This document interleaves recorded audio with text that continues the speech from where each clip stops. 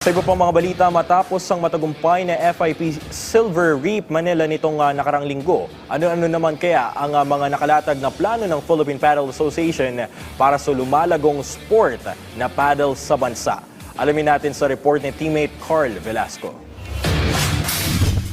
Matapos ang matagumpay na pagdaraos ng FIP Silver Reap Manila na dinaluhan ng humigit kumulang 120 players mula sa iba't ibang bansa, plano ng Philippine Paddle Association na pagtuunan ng pansin ang mga batang manlalaro upang hubugin sila bilang mga susunod na elite paddle athletes. Ayon sa PPA, sasamantalahin nila ang momentum na mayroon ng paddle ngayong 2025 para palawakin ng naturang sport sa bansa sa pamamagitan ng mga paddle tournaments at grassroots program. Sa panayam ng PTV Sports kay Philippine Paddle Association Secretary General Marge Camacho, ibinahagi niya ang ilan pang plano ng PPA para sa mga susunod na buwan.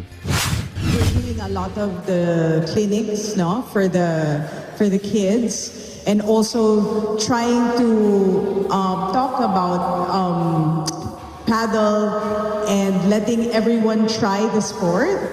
Especially now, there's also programs with the schools here.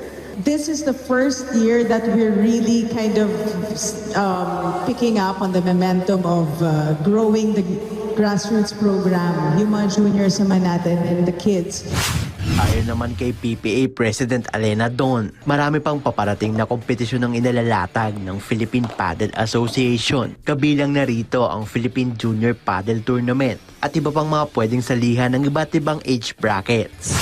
We're going to host, of course, our national tournaments continuously. We have our 2025 calendar published and we're continuously adding more tournaments. So this is not actually just an annual event.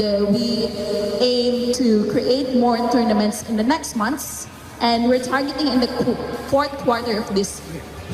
Samantala, magsisimula ng Philippine Junior Paddle Tournament sa darating na Hulyo ngayong taon.